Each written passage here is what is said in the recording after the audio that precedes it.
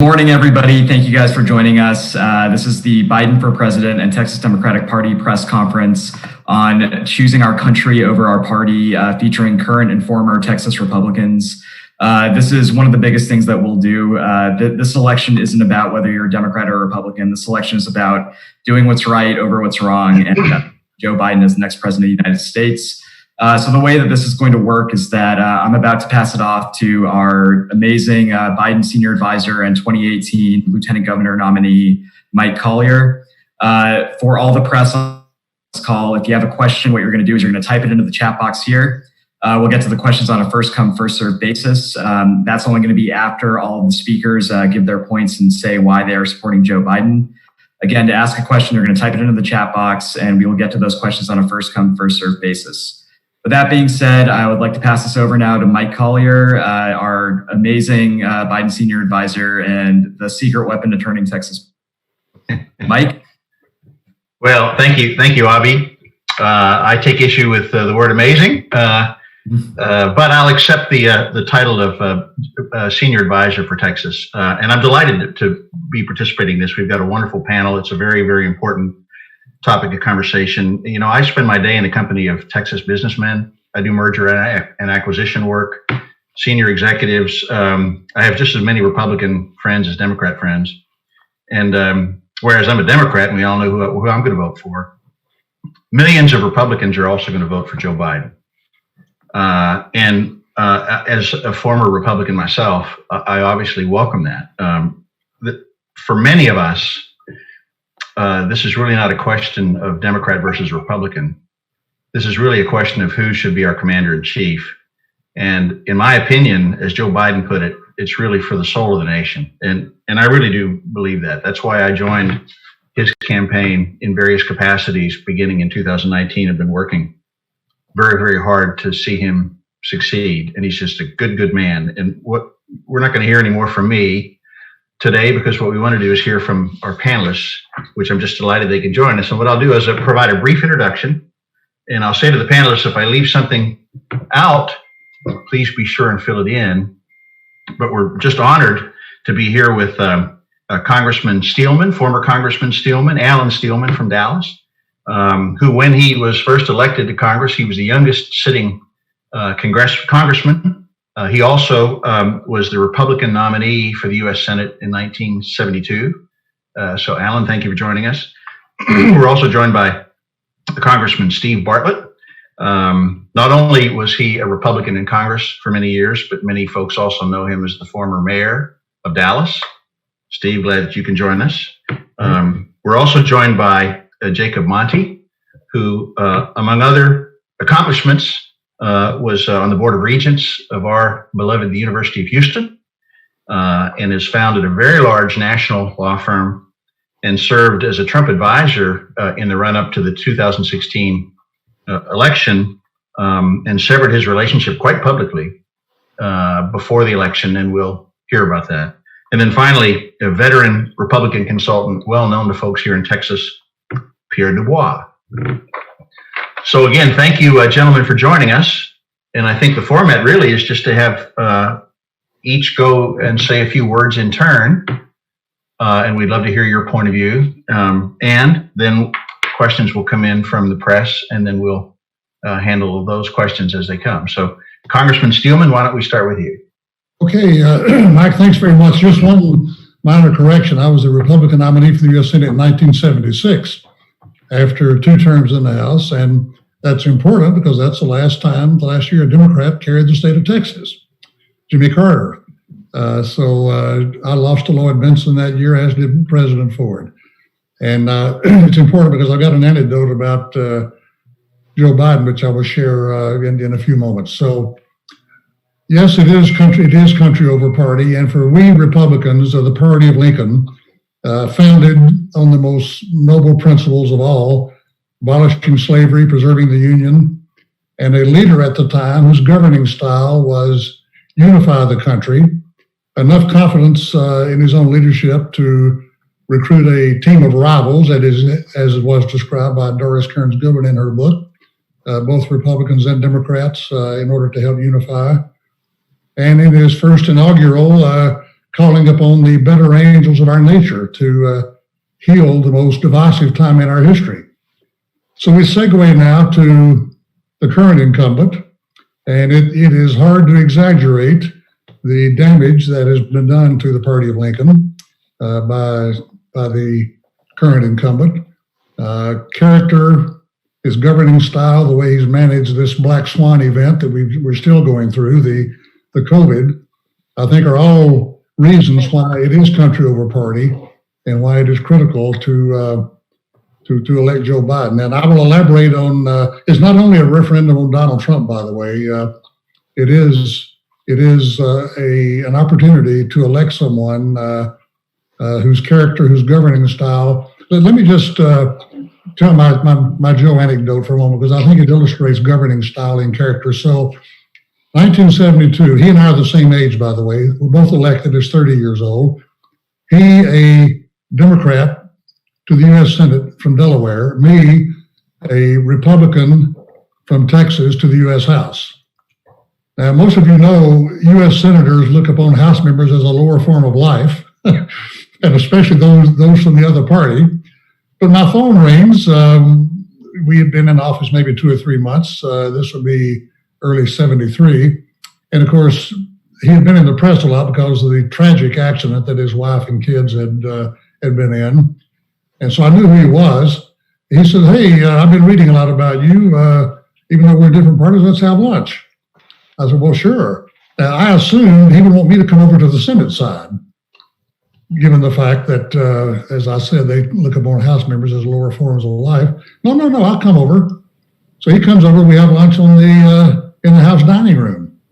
And so that launched a friendship, and that illustrates the way he has conducted himself throughout his entire public career, working across the aisle.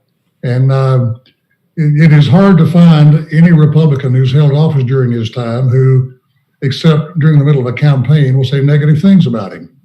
He is highly regarded. So I wanted to share that anecdote because I do think it is important to realize we're not just casting a vote on Donald Trump, which is reason enough, but we will have a chance to elect someone, and especially during this current time, we need nurturing leadership and someone working across the aisle and someone who will summon the better angels of our nature as opposed to constantly going low. Thank you very much, Congressman Steelman. Next, I'll turn it over to Congressman Steve Bartlett. Thank you, Mike, and very eloquently stated, Alan. It's awesome. You sum it all up with country over party, or as John Tower said, and Senator Tower said in 1966, sometimes party loyalty demands too much. In that context, it's my belief that large numbers of Republicans in Texas will cross the lines and vote for Joe Biden, as indeed they should, and Alan and I and others are urging them to do so. I've tried to sort of separate why Biden and not Trump into 3 big buckets. There's 1,460 days worth of material to answer that, but let me put it into 3. One is we're just at the end of what I'd call a national migraine headache. It's the beatings and the toxic tweets and the lies and the constant attacks come out every single day. I think it's affected our culture. It's clearly affected our governance, and it affects our national security. So I think the American public and the American culture has this headache, and they're really collectively saying enough. Let's get on with business and get on with unifying the country. Joe Biden, by contrast, is a man of great unifying ability, reason, a measured response, a unifying tones, a way to govern the country in a position of leadership, really not dissimilar to Ronald Reagan or George Bush or others in the Republican Party. Second is the economy. So Joe Biden is basing his often the issues get overlooked, but he's basing his economic message on an inclusive economy, based on, he says it a lot, on the dignity of work, on including everyone into an economy. I'm the chairman of the National Disability Inclusion Group, and I can tell you that Joe Biden has singularly put forth a plan for including those 65% or so of disabled persons who are unemployed, including them into the mainstream economy, both as entrepreneurs and as employees. And then third is national security. So we always live in dangerous times. The difficulty today is that Donald Trump has made things on a daily basis more dangerous by attacking our allies, by cutting Canada, Britain, France, NATO, Mexico, South Korea, and then cozying up and encouraging our adversaries to be even more enemies than they already are. Joe Biden, by contrast, again, he's that person that respects our allies, understands foreign policy, and understands that our strength is from our heart, from our culture, from America as a leader in the rest of in the free world, as opposed to attacking the free world. So I would put those three: national migraine, the economy, and national security, right up there. Thank you very much, Congressman Bartlett. Very well said. Jacob Monty, I'd be very pleased to turn it over to you. Great. Well, I'm honored to be here with other Republicans who are supporting Joe Biden for president. This is not a decision I took lightly. I love the GOP and I love most GOP elected officials. However, I love this country more. This is the greatest country on earth, and it's threatened by Donald Trump. Therefore, I'm proud to support Joe Biden. This is the first time I've ever voted for a Democrat at the top of the ticket. I didn't have the courage to vote Democrat in 2016, although I broke with Donald Trump after his immigration announcement. But I think it's important for Republicans.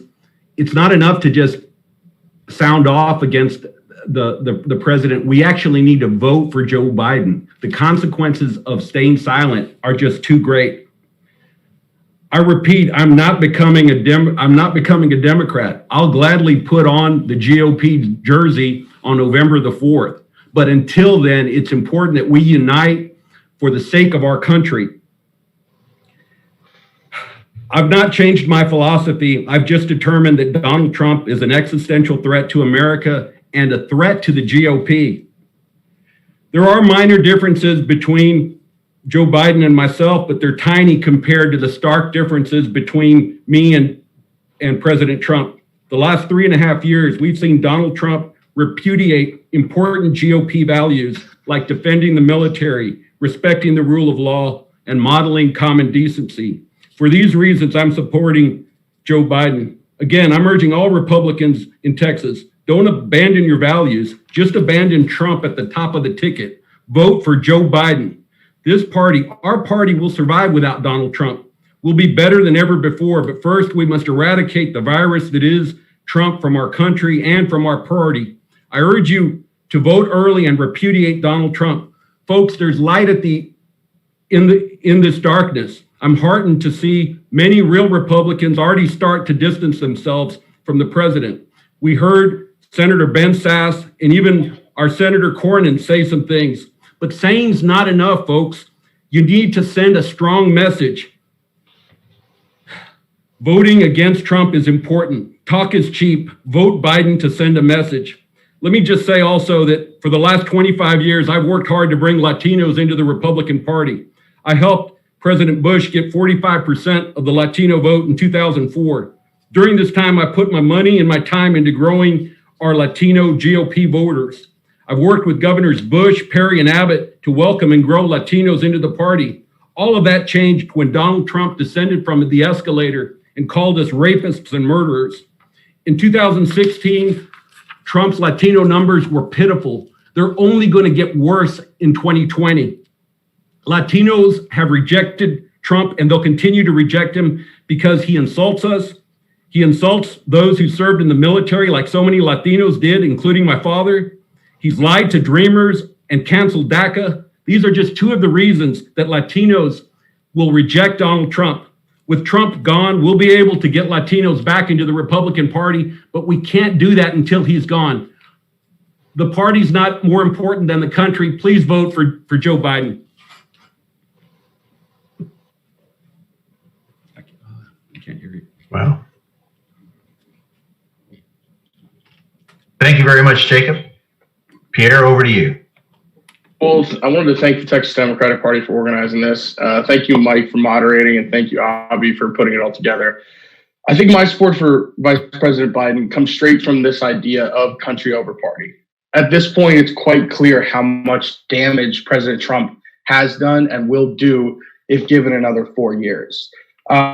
With 13 days remaining, if you're a Republican or Republican-leaning independent, you're looking for permission or really persuadable reason to switch sides at this point, rather than frankly not voting at all.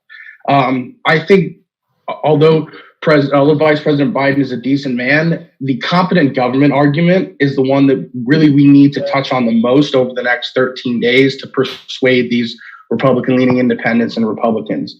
I mean, Joe Biden is the clear choice in this instance. It's really a choice between, do you want an incompetent government or a competent government?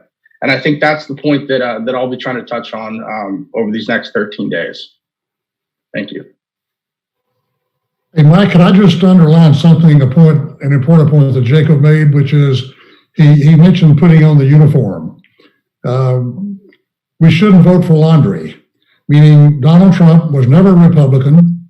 He puts on the Republican uniform, he puts on the laundry, and it's difficult, I think, for a lot of Republicans who don't like him to still have difficulty voting against the uniform, as they see it. So we shouldn't vote for laundry, folks. He is not a Republican. He never has been. And I hope that the election results in 2 weeks will show us that. Right. Well, thank you very much. And yes, you can interrupt. I think from this point forward, it's a scrum, which is wonderful.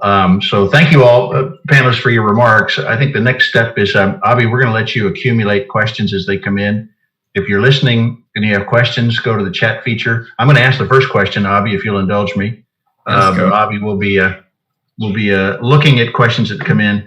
The question I'm going to put to each panelist in turn is this: what virtues do you believe are the most important in a commander-in-chief? Now, and while you think about it, I want to get my lick in on something real quick. And that is, in Texas politics, the word conservative is said often.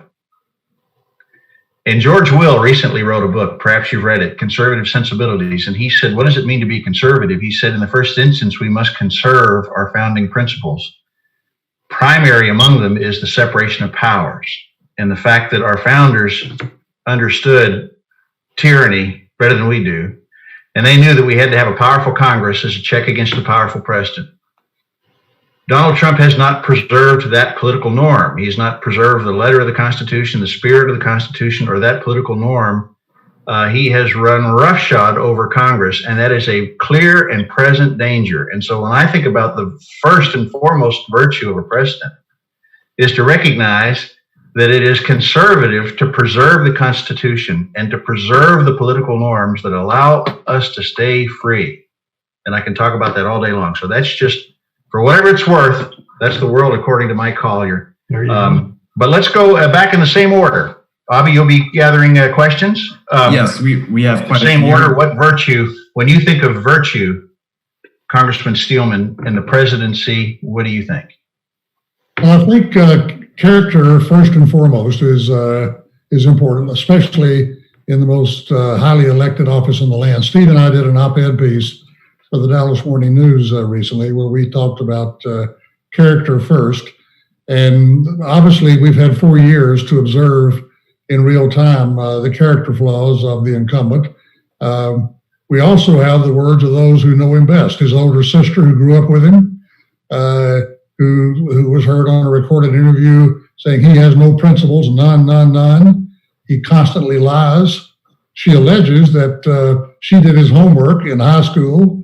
She also alleges he had someone else take his SAT test so he could get into the University of Pennsylvania. So character and all the things we've all already observed, I think, and Joe is indeed someone of high character. So it's not just a referendum on the lack of character, which is enough to vote against Donald Trump, but Joe is a person of character and decency. Governing style. Someone said in one word, it's been chaos for the last 4 years. You know, it's a head spinner every single day. The anxiety level and the division between husbands and wives, between friends and family, over this issue are at an all-time high because he's always poking in the eye every day by the use of Twitter. So particularly during the COVID period, we need a nurturing style.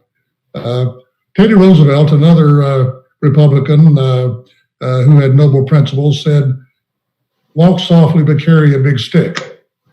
Now, I think it can be said of the current incumbent, it's speak loudly, carry a big stick. And I don't think that is I don't think that's the right way to govern. So I would add governing style, and particularly during this period, a style of nurturing. And finally, every president seems to have a black swan event. You know, these unexpected, highly disruptive events. Nixon had Watergate.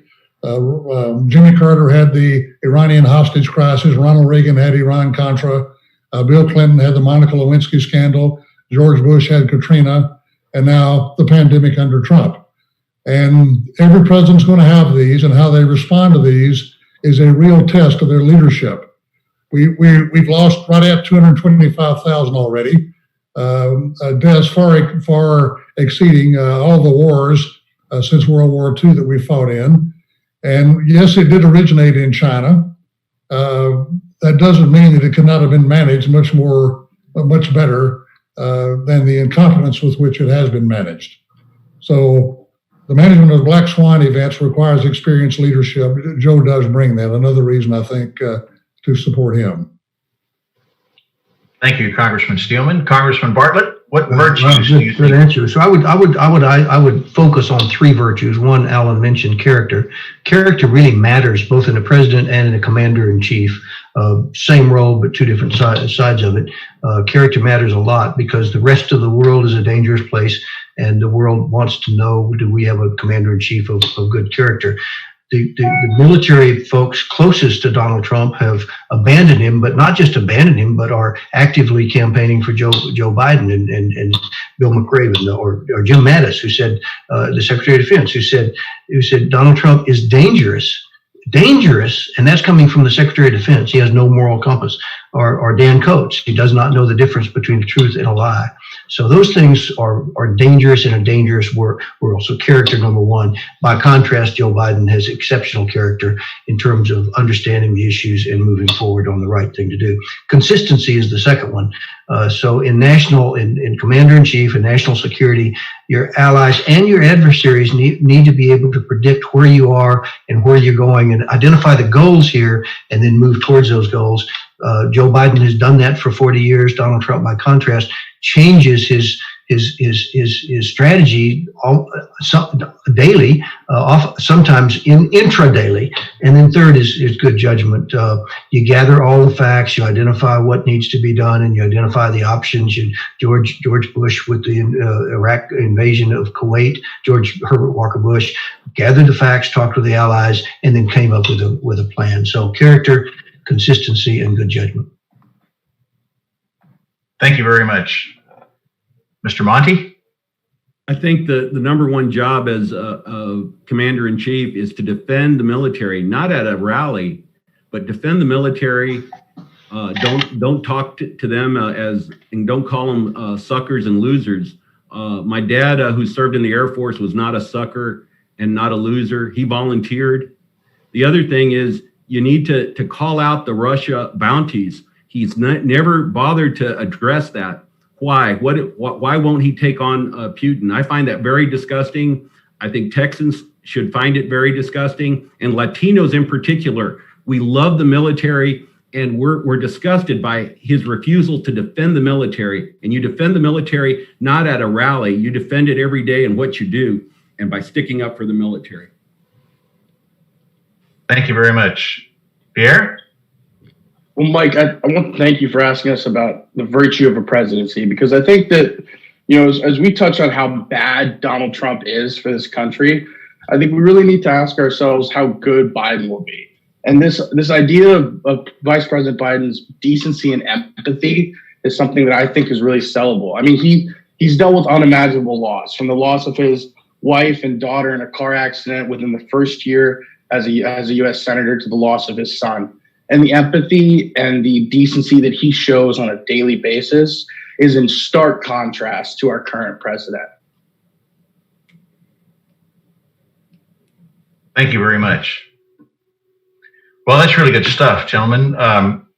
Abby, why don't we pivot and see our questions coming in? I have more questions, Yes. but let's. I don't want to dominate this. Let's see. Let's see what the questions are out there. We have quite a bit of questions now from the press. We're going to start with Veronica Strakwilarski of CNN. She says, number one, a large number of Bush alumni have endorsed Biden. Our reporting has been that President George W. Bush is not going to endorse neither Biden or Trump. I wanted to get your thoughts on him staying out of the 2020 race and whether you think he needs to speak out in these final days. And do we think a Bush endorsement for Biden would move the needle in Texas? And if Biden were to win and Trump was not willing to concede the race, would it be important that we hear from former President Bush? Jacob, do you want to take this first? Sure. Let me say I'm a proud 43 alumni, and it would be great for the president to speak out and endorse Joe Biden. I think if that happens, or if it doesn't, I think it's very telling that President 43 has not endorsed Trump, and he never will endorse Trump. So I think that in of itself is a huge statement. The Bush values, the reason I became a Republican were the Bush values, and Trump has repudiated them. The way he talks, the way he acts, the way he insults his opponents, the way he calls for his opponents to be locked up. He has repudiated every single Bush value. I urge President Bush to denounce him and join so many Republicans and so many members of his own team that have jumped on board with Joe Biden. And I'm a proud member of the alumni of 43 who are supporting Joe Biden for president. Great. And the next question is from Jeremy Wallace of the Houston Chronicle. He says, the Trump campaign has warned repeatedly that Texas oil economy would be harmed if Biden wins. How big of a hurdle for encouraging Republican-leaning or more independent oil economy workers to vote for Biden? And this is for Congressman Bartlett and Congressman Steelman. Yeah, I laughed when you were asking the question, because how much worse could the oil economy of Texas be damaged than it's already been damaged? The oil economy and the energy economy will do fine. I think they'll do a lot better with some consistency and governing ability and sort of toning down the angry tweets on a daily basis than they are with the current situation. So the oil economy is suffering from an oversupply and lack of demand, and that's under Donald Trump, frankly. Yes, just to add to what Steve said, the Texas oil economy is largely based on fracking now. Joe has made clear he is not going to ban fracking, only on public lands, which is about 8% of the total production, and that's not even in Texas, that's nationally. Right. So fracking is not going to be touched except on public lands, and it's just another, when you are a popular incumbent, which this one is not, you run on your record. When you are an unpopular incumbent, then you try to define your opposition in a negative way. Joe is not the caricature that you see on cable news, nor the caricature that Donald Trump has tried to draw. Yeah, and of course, the public lands refers to federal lands, Yes. And we don't have any in Texas. So there you go. Exactly. Thanks for that clarification. You're right. Yep. And one more thing to add to, under Trump, oil reached below $0 a barrel for the first time in 30 years. Negative $34 a barrel. Yeah. So it's absolutely ridiculous they would even say that.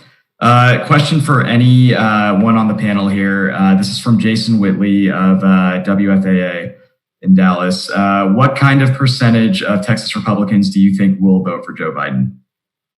Well, I have a prediction. I think it will be much larger than anyone believes. I think it'll be 20% or more. There's a great one. Alan and I hear from them all over the place from our op-ed, and we hear them. People call and say, "Don't use my name, but great op-ed. We support what you're doing." So I think it'll be in excess of 20%, and that could well throw the election in a positive way. Yeah, I would think 15 to 20%. Mostly in the 5 largest urban counties, probably. I doubt that many of those who currently identify as Republicans who live in the smaller cities and outlying areas will. That's the base. There are 2 million more registered voters 2020 vis-a-vis 2016. I don't know exactly demographically how that shakes out, Republican versus Democrat, or men and women, or what.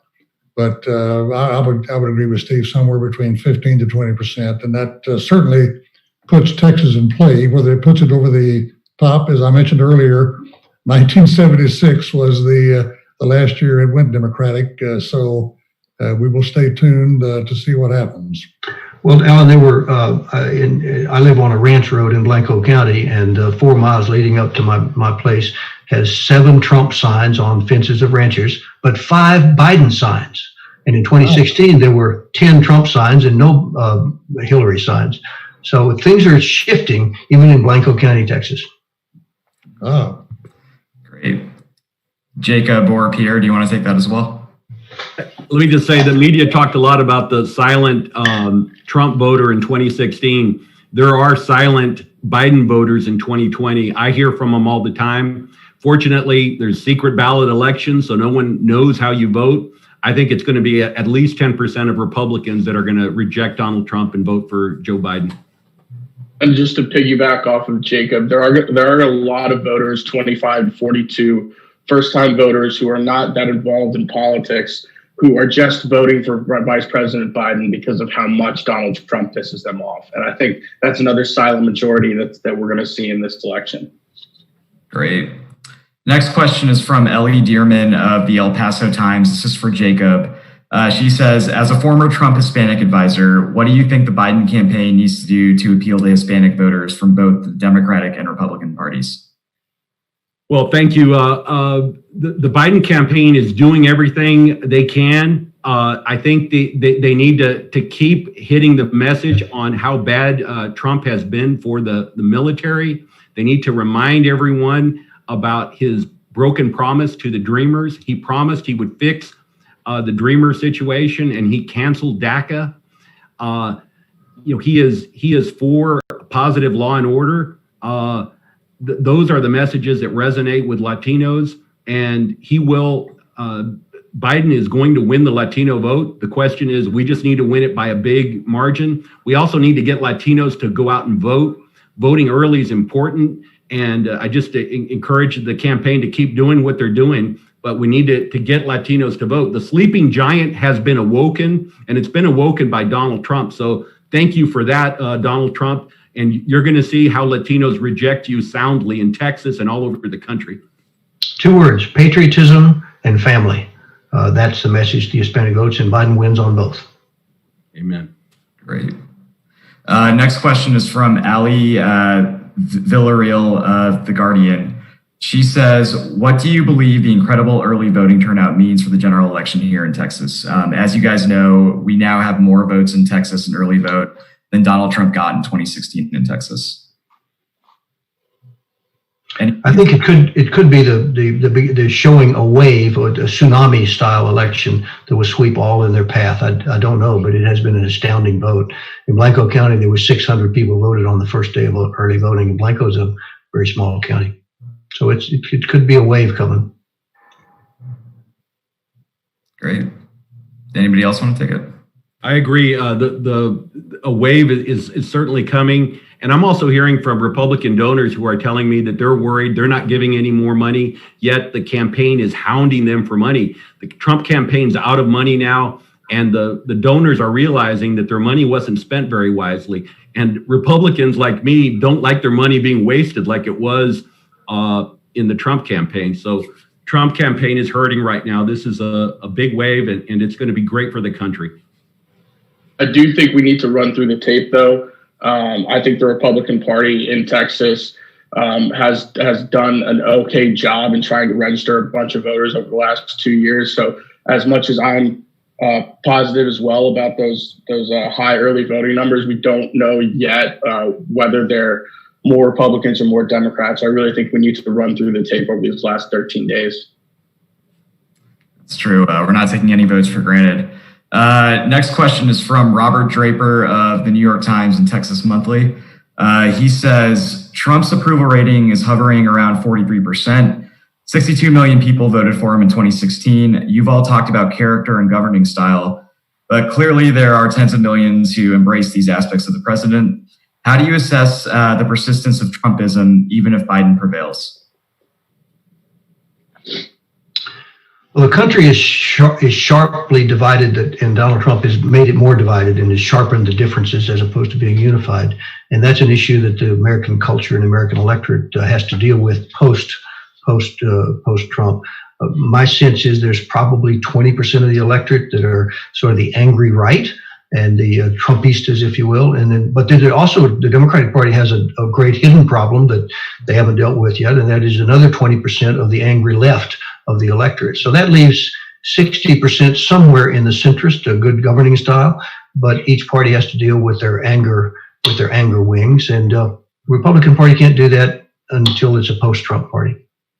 Yeah, Robert, by the way, had a great article in Texas Monthly, this in the current issue, which I just read, which was good. So, as I've said, Joe Biden is a man for the time, meaning someone who will not only lead, but also will lead with a more nurturing style than the one that we are accustomed to. The problem is going to be, though, cable news. We have three channels, Fox on the right, MSNBC on the left, and CNN, which I'm not sure has an ideological bent. It is certainly a very anti-Trump for good reasons. And those cable news anchors and hosts of those shows are paid enormous amounts of money to keep their viewership thinking the apocalypse is near if the other side wins. And so if Biden wins, which was the question, Fox goes back to guerrilla warfare that we saw during the 8 years of the Obama presidency.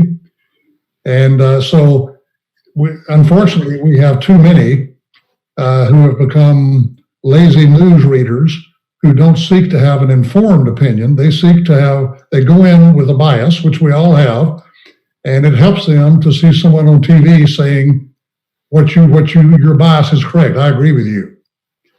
And so the cable channels are opinion channels, not news channels. Unfortunately, the base, Steve referred to the hard right and the hard left, they each have their cable news channels that reinforce whatever biases and opinions they have. And so I'm not real optimistic that the division is going to be a whole lot less just because of that, no matter what Joe does when elected. Great. So I know we have a lot of questions here. We're winding down, though. We only have time for a few more. Next question is from NBC News. Mike, this is actually very good for you as well. They say that their early vote analysis has Texas at 50% Democratic and 43% Republican up to date right now. They say Democrats are running up the scores in urban counties, but they are getting destroyed basically in rural counties. What would you guys say to rural Texas right now?